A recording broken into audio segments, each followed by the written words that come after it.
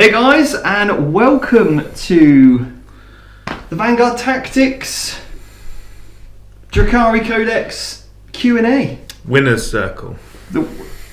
The champ. Yeah. There he is. You guys wanted it. Team Joe. So that means I won 2 games in 2 weeks.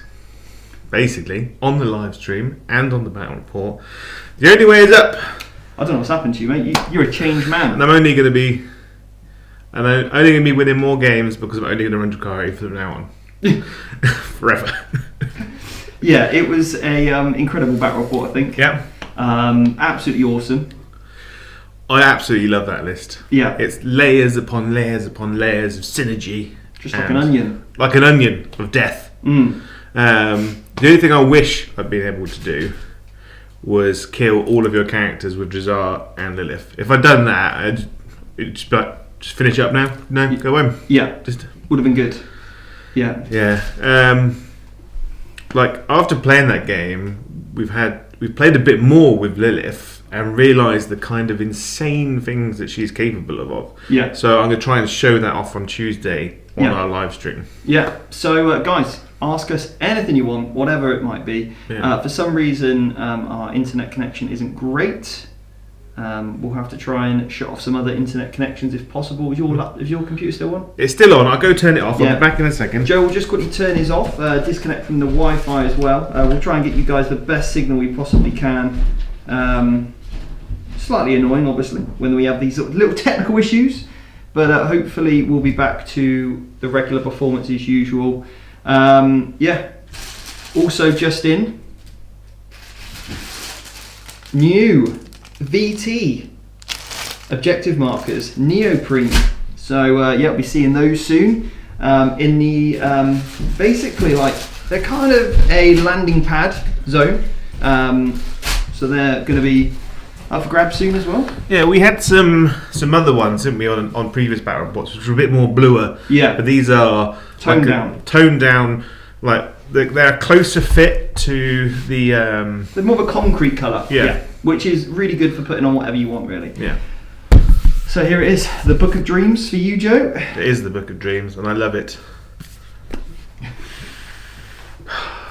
Do you ever get a codex and just smell it? No. Anyway.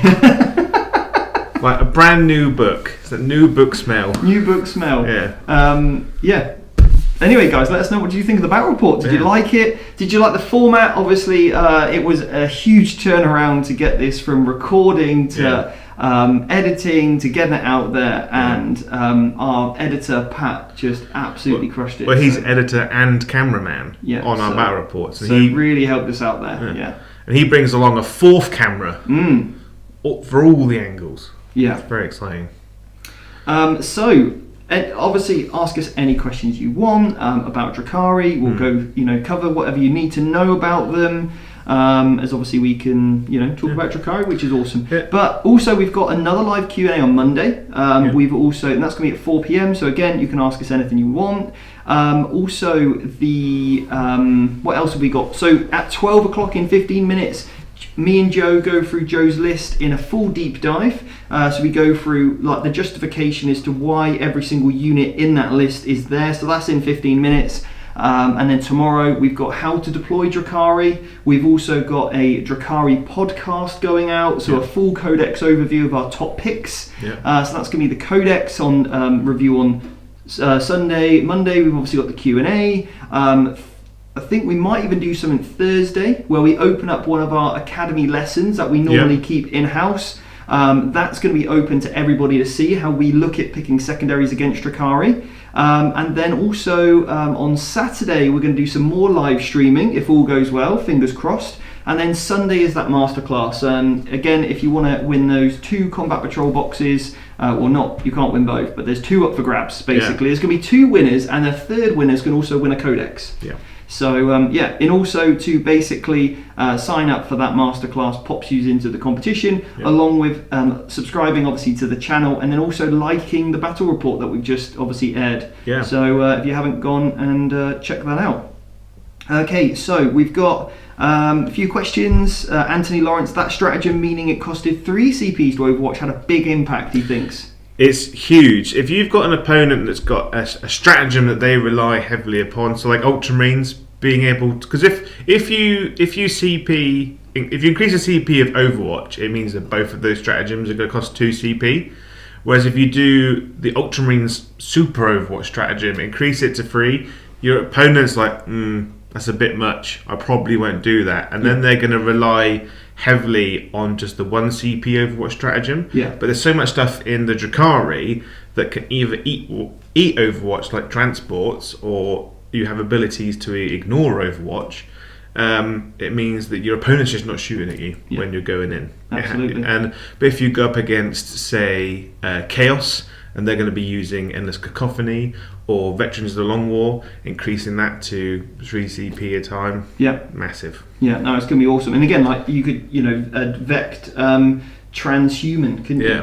So, so anyway, at the end of this video, we're going to announce the winner of the competition that's going to be winning a Codex, like who got closest to the score. Also, if you want to pop a question in, there's loads coming in now, absolutely loads. So if you want definitely your question to get answered, pop in a super chat and obviously we can cover that for you. As we've said in previous things, all super chat donations now going forward will be to basically help us provide you guys with more models or camera gear. So if you say, here's the exact amount of money for a new box of, I don't know, pick a faction.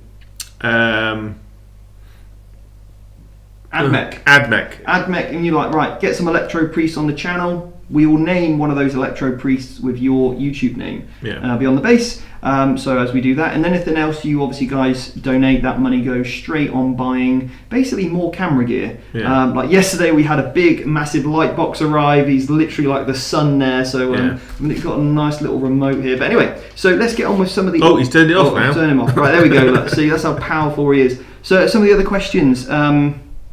So he's put, I only play versus Death Guard. How do I deal with them? What should or shouldn't I bring in my army? So from a Drakkari aspect, what are you thinking? For Death Guard, if they're running like loads of Terminators, like Dark Lances. If you can pack Dark Lances as you can, and even if you're running something like Homunculus Covens or Witch Cult, bringing in loads of Raiders is really, really good because you're going to be minimum damage 4 every time. So versus those Terminators which have got 3 wounds, it's perfect. It's the perfect amount of damage to be putting through.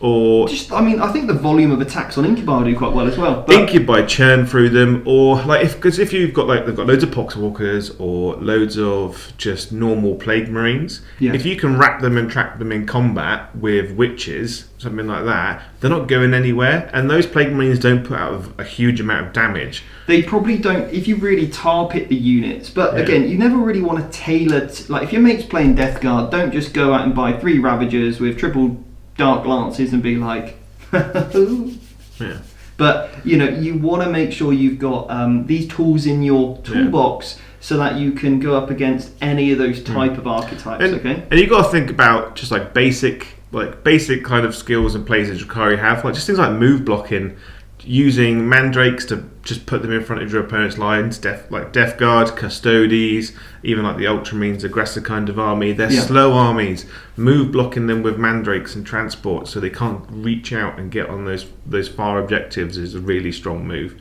because then you're controlling the speed of your opponent's army, which means that you can capitalize with your really quick movement. Yeah.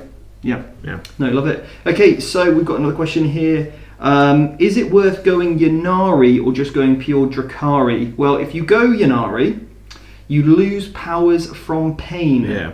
So in the Codex now, the rule of power of pain is changed, and it specifically says every model in your army has to be from the Drukhari Codex to get power from pain. Yeah. So look, there could be some interesting elements which. There are some things in the Yanari Codex from Phoenix Awakening. It's Phoenix Rising. I think it's Phoenix Rising because it was Psychic Awakening. That was it. So basically, there are some elements to still give. I think like jet bikes, advancing charge and stuff. Reroll wounds. So there could be some of these units like Incubi could slot in quite well. But there's a lot of stratagems in Yanari that would lend itself well. The buff Incubi.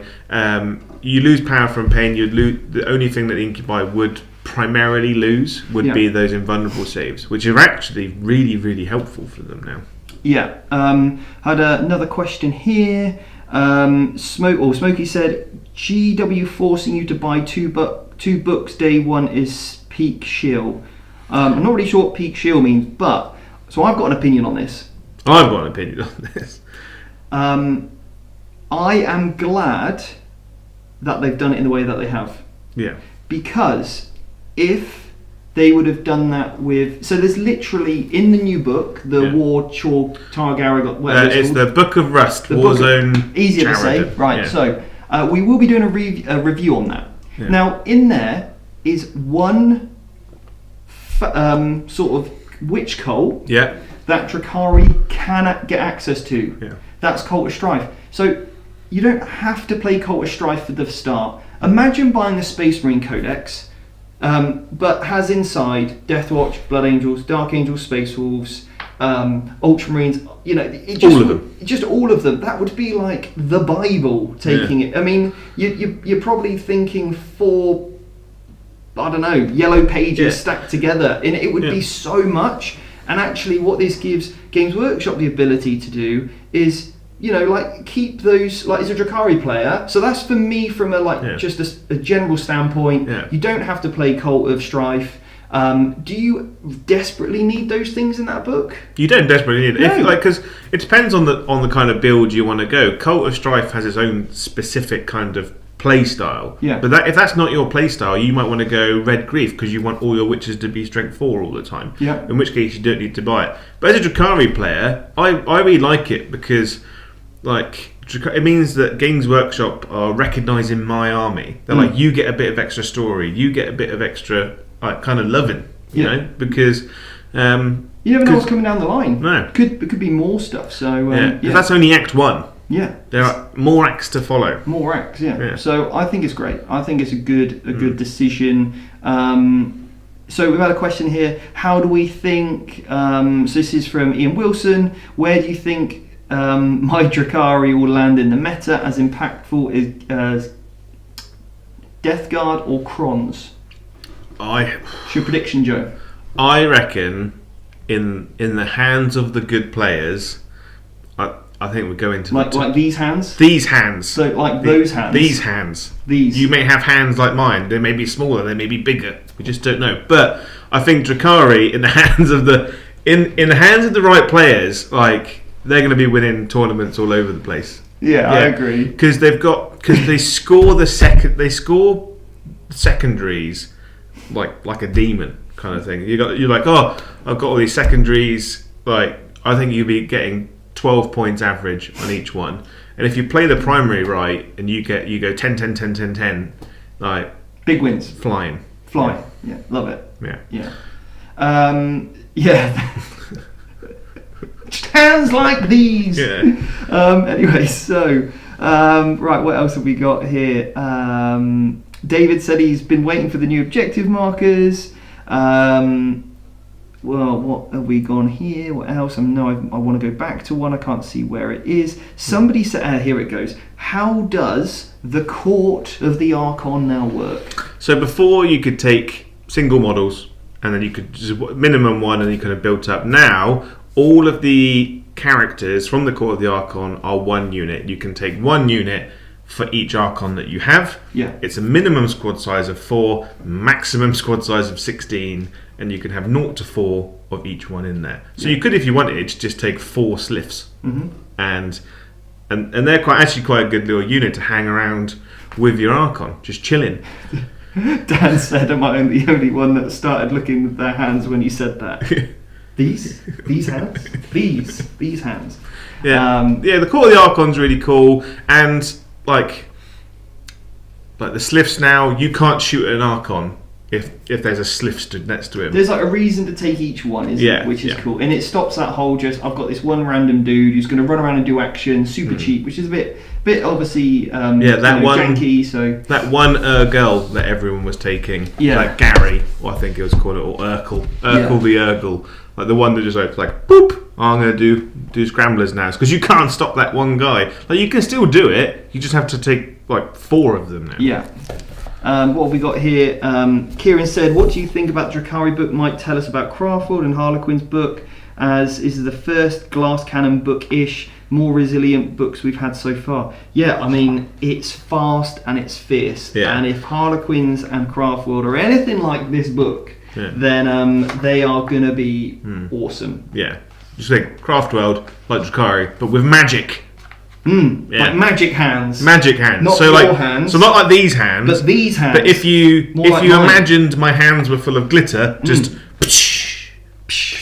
like when I played Craftworld the other day on stream. Yeah. It was like magic everywhere. Yeah. Yeah. So somebody's asked us a question about the Void Raven Bomber.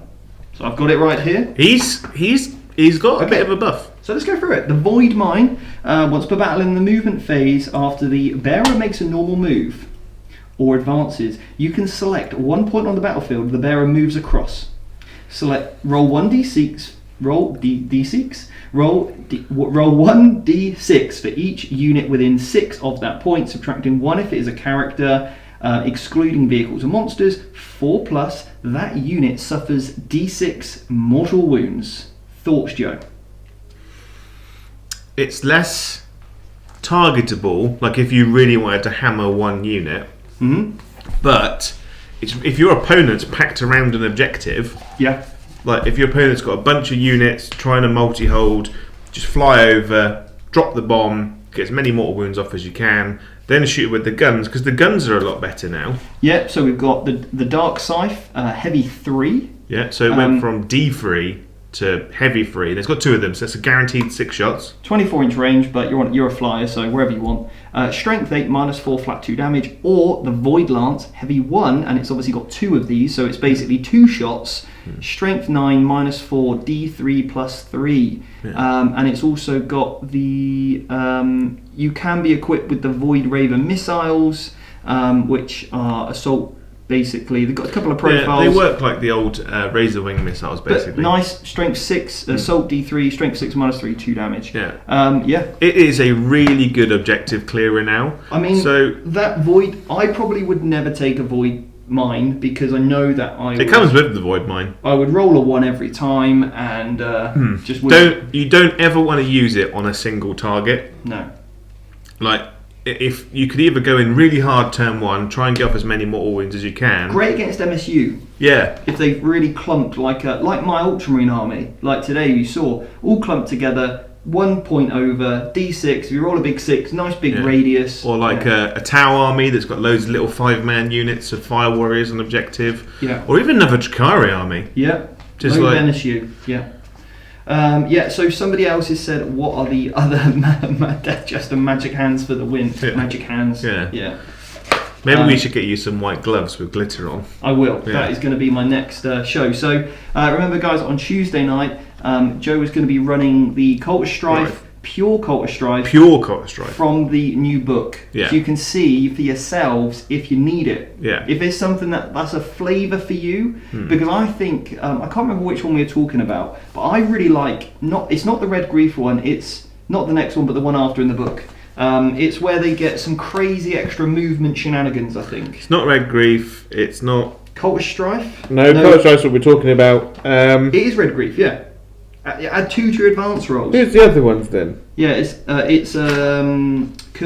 Cult of the Cursed Blade. That's the one. So I quite like the Red Grief. I like that I can fight and then jump back into a transport. Really cool stratagem. They've got the Blood Glaive, which is basically a Thunderhammer, which I love. And then also you can basically give your Warlord transhuman as well. Yeah. So that's cool. Because like Cult of Strife isn't like there's no auto picks now, which I really really like. Because before everyone was just like boom boom boom. Those only 3 you take. Now it's like I could go Cursed Blade and get those get that +1 strength. So your witches are really strong.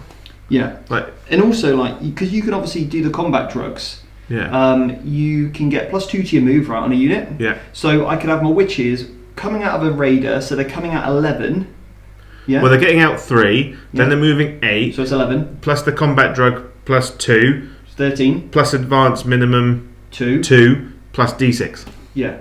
So you're literally going 16 inches as a minimum, and any number that you roll more than a 1 on that advanced roll is extra. And that is and I love speed. You know, that is what I'm all about. If you're doing like the hammer and anvil deployment, where there's a big 24-inch gap between you, and you need to do that surgical strike early on, or if you want to take a banner down, or there's a character that's kind of out on his own, and you really want to pick him up then and there.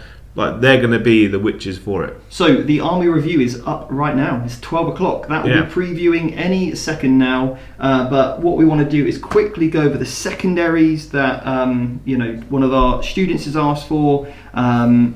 Okay, so we've got Purge the enemy, take them alive, 3 victory points if you kill a character or monster that was destroyed by a melee attack by a Drukhari unit. Okay, so that's any Drukhari unit. That's what you took. Then what we've got is if you kill anything else, excluding characters, vehicles, and monsters, then you get 1 point. Okay, so that's great that's take them alive, which is really good. That's Drakkari doing what Drakkari want to do. You've got beasts for the arena. Score 3 victory points at the end of a battle round for each enemy, monster, cavalry, or beast unit that was destroyed by a melee attack made by a witch cult unit from your army. If that enemy was Titanic, score 5 points. So if you're going pure witches, you're basically getting kill points that are killing monsters, cavalry, or beasts. But again, that doesn't include infantry or anything else. So if you're up against NIDs with some big monsters, take that one. Or even demons. Demons have got loads of beasts and cavalry in there. Yeah. So anything like that, you need to sort of watch out for those keywords and don't get caught off by that. But that could be quite good. No mercy, no respite. Basically, score 1 victory point at the end of the battle round for each model that fled from an enemy unit during the battle round. Now, there are lots of ways to manipulate leadership. Yeah, there's like one, the Iraq Covens, like they've got some of their stuff's got an aura ability of -1 to your leadership. Grizzly Trophies, which I take on all of my transports, has an aura of -2 leadership. Yeah. So all you have to do is like pick off one model in each unit, forcing your opponent to take leadership tests, and like you'll be picking up those points really quickly. Yeah. Then we've got the Battlefield Supremacy. Score 2 victory points at the end of your turn for each table quarter that does not have enemy units, excluding aircraft, wholly within it. This objective cannot be scored in the first battle round. So, like exactly the same as the Necron one, really. Yeah. But you score that faster than engage, don't you? Because it's 3 points. Score 2 victory points. So if you've got 2 empty table quarters, it's 4 points, whereas engage gets you 3 on the most. And it's nice because it's end of the turn, so your opponent can't just then move into it and deny you. Which is I really like that one, because if you've gone something like a pure Cabal or a pure Covens that has lots and lots of shooting, you can really clear those areas out. So somebody's asked here, could you name a couple of the must-take units with this new codex? That's tomorrow. The podcast tomorrow. I don't want to give any spoilers away, but the podcast is awesome tomorrow. So sit and wait for that one. I wouldn't want anyone to miss that podcast. We did a really good review of that, I felt. That's that you can either watch that one because we filmed it, or you can listen to it on. If I get it edited in time.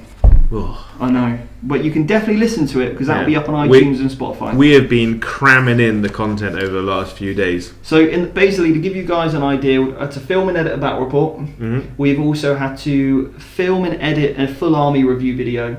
We had to film and edit how to deploy video, not only for this, but also my Craft World army, and do a full army review on the Craft World, which is going up on VTTV on Monday. So we haven't quite edited that one yet because obviously all of this, but... and then we've also had to film the Harlequins army review, and also the Dark Angels one, which will also be out next week as well. So it's just been so crazy with the amount of content we've obviously had to do, and then the podcast as well, along with all the other bits and bobs that we do for the Academy. So another question here is... we'll stay live for another 5 minutes, then you can go and check out that army review video. And then we got to announce the winner as well. Yeah. So in 5 minutes we'll announce the winner. You can keep me accountable, Joe, for that. Which Cabal do you think overall is most powerful in the new book? There isn't an overall most powerful one. Like they all have. No, there is. It says here, this one's the most powerful one. Oh, okay. It literally depends on your build and what you want to do. If you want to go all shooting, you take the one that makes your poison 3+. if you want to go for the one that's more combat orientated, you go for another one.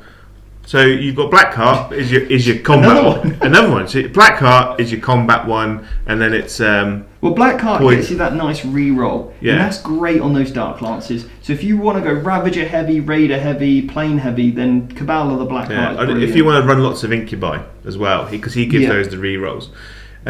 Poison Tongue. Somebody's has asked here: is there a stratagem that's a Phantasm equivalent? Yes. So Phantasms redeploy 3 units. So if you are Cabal of the Poison Tongue, 2 CPs, I really like this one, I think it's cool. 2 CPs redeploy 3 units. And that basically means that you can, because of how it works now, you could redeploy, you could have 30 Incubi if you wanted, in 3 Raiders. I mean, that is a good life choice. And because the Raiders, you could make Cabal of the Poison Tongue, you can then redeploy all those 3 Raiders with obviously said Incubi in.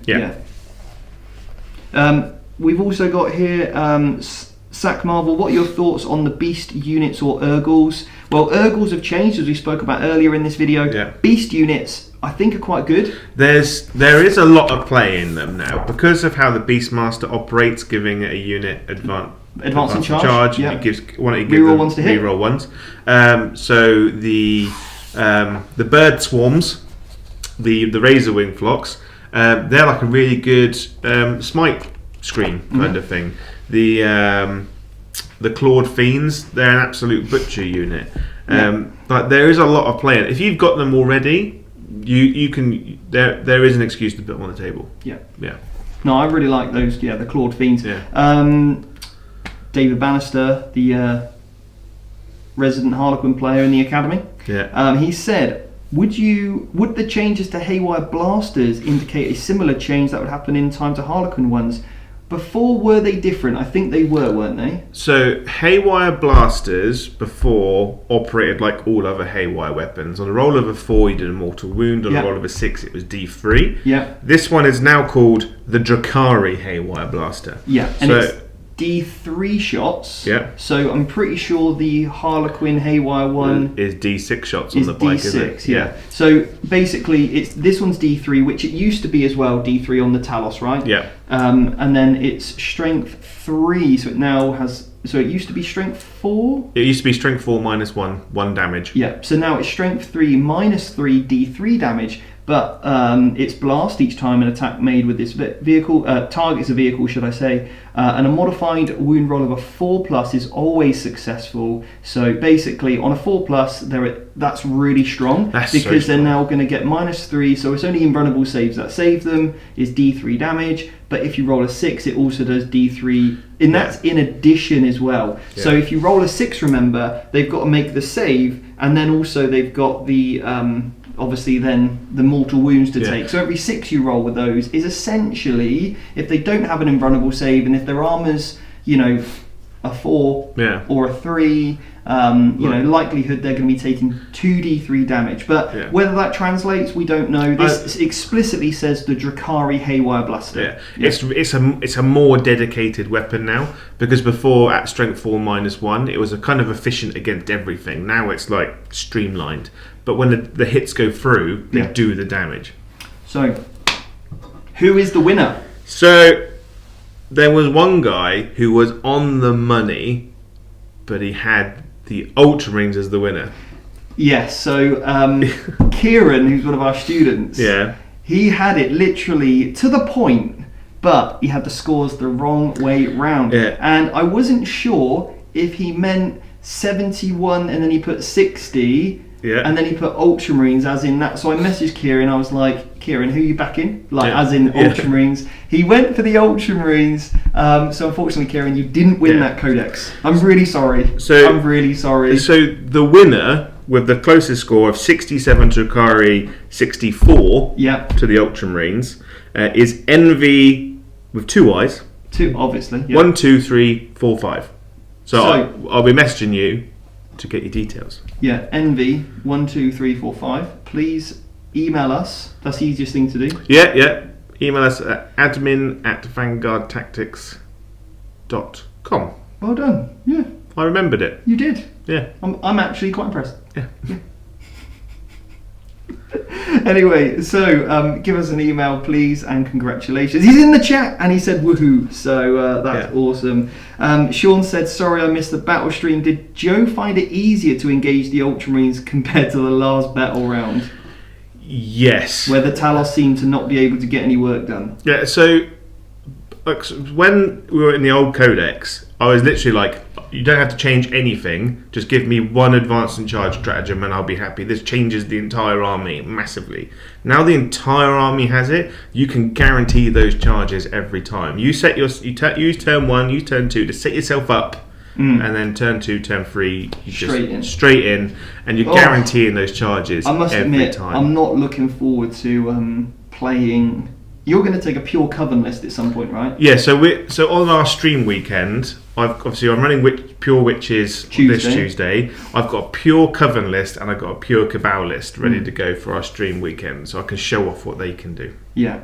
So that will be awesome to show you guys what they can do, and I'm not looking forward to 9 Talos advancing and charging. Yeah, they're real good. Grim. Guy P has said, this is the last question, how many Hellions should I invest in?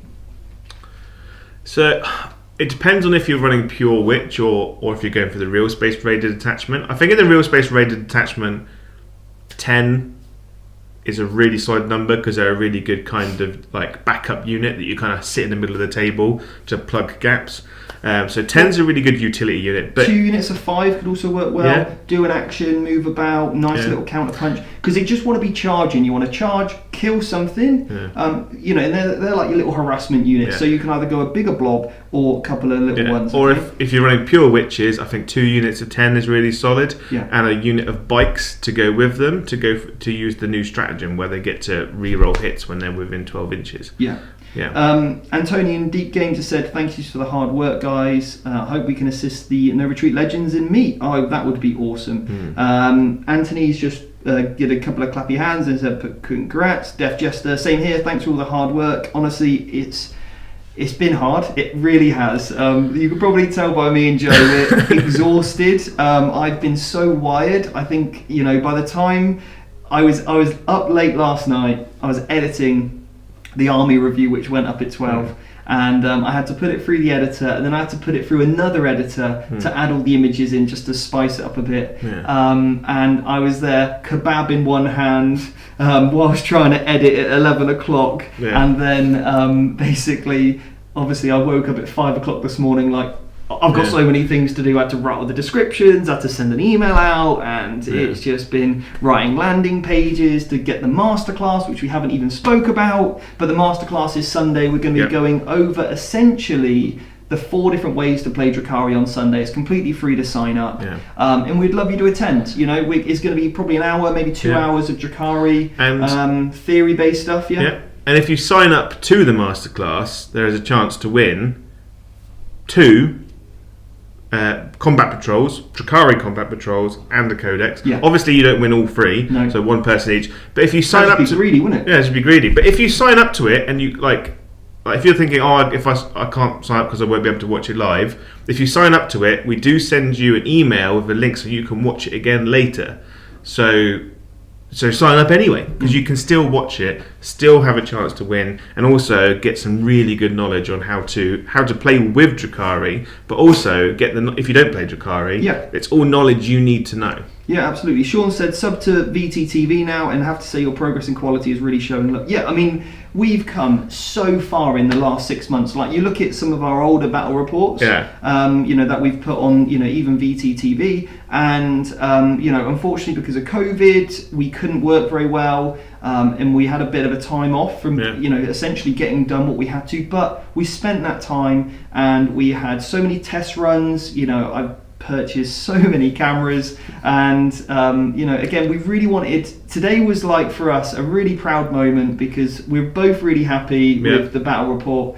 It takes so much time to edit something like that, and we wouldn't have been able to do it without our team and everything else around us. And again, thank you so much for Games Workshop for obviously sending us this codex. and we've been extremely lucky to be playtesters so that we can actually get some repetitions in with this even before it comes out. So obviously we can give you some really good knowledge. It's not just what does my unit do? Like we wanted to get all that out the way, didn't we? Yeah, because like, as a preview, you might get a little bit early, which means you can make a battle report, get it out.